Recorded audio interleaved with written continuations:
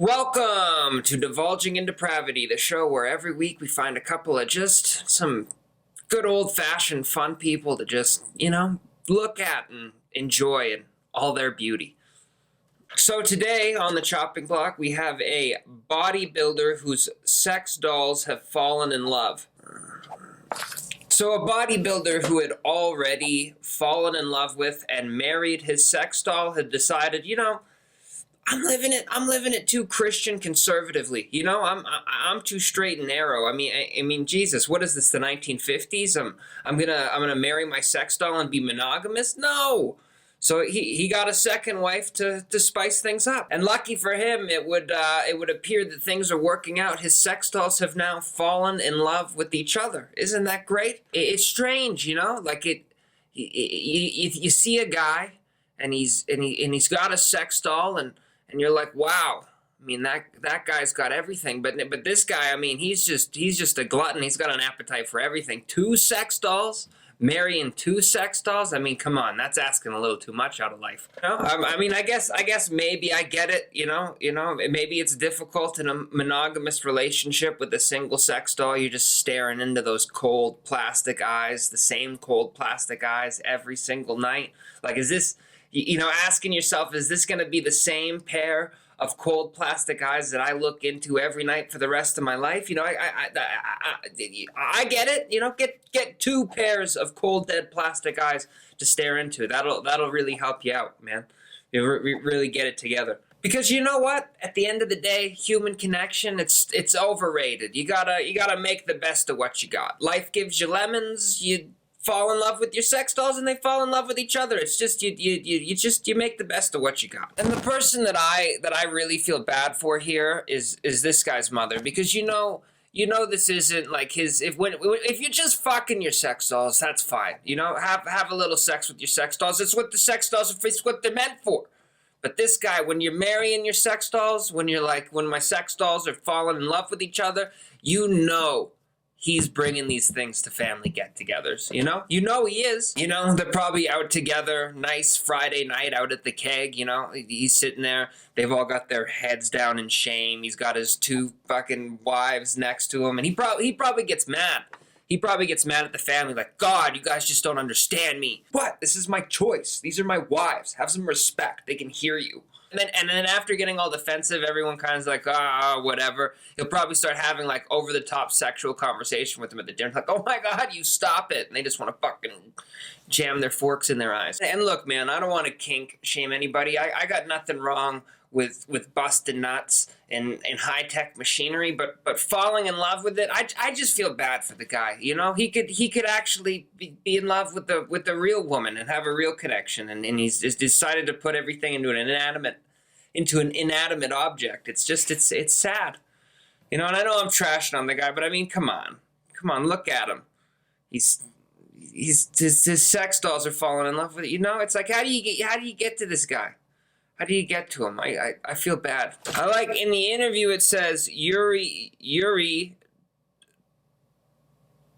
Tolico. I'm just gonna assume that's it. Yuri Tolico is back at it again after announcing that he had taken a second sex doll wife, Lola, while his old sex doll wife, Margot, was in repair.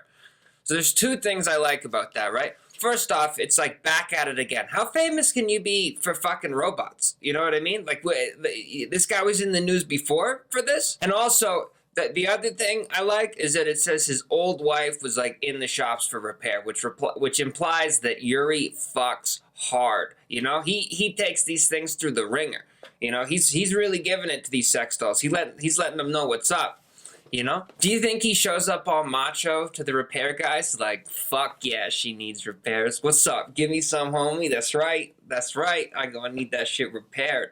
Also, like, I knew sex robots were a thing. I knew people were having sex with robots. But like, I guess it makes sense they have repairman. But like, what kind of job is that?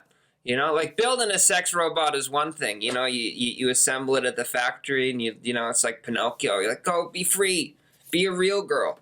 But having to have that real girl come back all tattered and bruised, like she just got back from spring break in Miami, it's just weird, man. Like, you wouldn't bring back condoms or underwear to the store and return them. But they got straight up repairman for this shit. They probably work in some like creepy old shack out in the woods. Try to keep a positive attitude too, you know, like, I wonder what's wrong with this one. It's the same fucking thing that's wrong with every single one of them, Jerry. Fucking circuit board's broken because there's too much cum in it.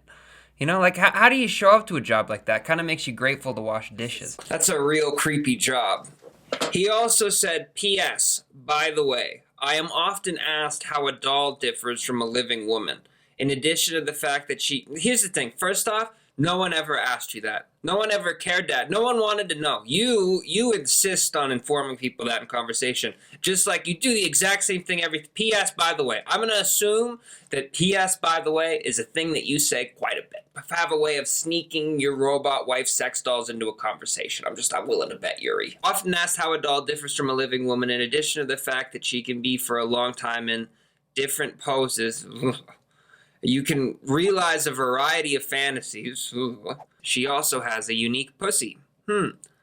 Here's the thing, you know, like, she has a unique pussy. Are we speaking externally here? Because I've personally found that situation's kind of like fingerprints. Like, they're all kind of unique, you know? It's kind of like snowflakes. I've never seen one identical. I mean, I don't know, not to be a pig, but maybe on twins. I mean, there's some with some similarities, but they're all pretty unique, man. And if we're talking internally, I mean, why fuck with a good thing? Also, so I'm reading the article now, and it's telling me that this guy is from Kazakhstan. You know, and I wouldn't have expected Kazakhstan, you know? I expected this guy to be like a creepy Eastern European, like German. It's not really Eastern European, but you know, something like that. Some creepy white European guy. But he's Kazakhstan, which is like he looks Russian, right? They were occupied by the Russians for a long time. I don't know. I shouldn't speak about Kazakhstan. I know nothing about Kazakhstan except for Borat, and that's my point. It's like, didn't they give a whole thing on Borat about this is like a negative representation of our country, like we are not like this, but like based on this article, you know, I think he got bigger problems than Sacha Baron Cohen. Wow, he's very nice. So another thing we got here says Bush says he was shocked by people's reactions to his friendship with Michelle Obama. And I'm not really shocked, man. I think I get it. There is a special feeling you get when you are the kind of the right hand, the emotional support to a man who is just absolutely fucking raping the world. You know, there's something about sitting next to that and watching that big dick energy that just you know, it's something that normies, that schlebs like us will never understand. But Michelle and Bush, they both got to experience that. You know, they both got to like fucking sit next to the conqueror. You know. It's something that we would never understand. It must be a special bond that they have together. You know, so I get it. There's something about it. They both know what it's like to suck a dude off after he's killed a bunch of innocent brown people for resources, kiss him on the cheek, and say, "Yeah, you go back out and do it again, Tiger." I don't know if Bush and Cheney had the same relationship like that. But I like to assume that they did. You know, they did seem close. Oh, Cheney, your eyes are just so beautiful and your smile is just so mischievous. Watching you pillage countries for resources just makes me so randy. Not really, actually. I don't think Cheney's close with anyone. He seems quite soulless. He's a monster in human form. Bush looks friendly, though. You know, as horrible as he is the kind of guy you'd want to go golfing with. You know, have a couple beers, smoke a cigar. There's just something so lovable about him. You know. Now watch this dry. It's a special bond. I bet they do sleepovers and do each other's nails and be like, well, my husband killed this many. Oh, well, darling, my friend Cheney killed this many. The last thing we got here is mom slammed for giving baby daughter. So the last thing we got here is mom slammed for giving baby daughter appointed a manicure. And this one really breaks my heart, man. I mean, the poor kid didn't even have a chance, you know. Mother's incarnating her into a whore fresh out of the womb. You know, you think he'd get a chance to get to like 12, you know, and make that decision for yourself. You know, how much male approval do I want? But no, this decision's been made for her by her mother. You know, people are like all worried about her poking her eyes out. That's the least of the concern. I mean, this chick's gonna be fucking sucking dick in preschool. You know, hopefully she goes blind. She won't know what men look like. Look, obviously, I'm joking, right? No, not slut shaming. No matter how many females should be free to have as much sex as they want with as many partners, and they should be just as much fucking you go get them player. Obviously, I don't mean that.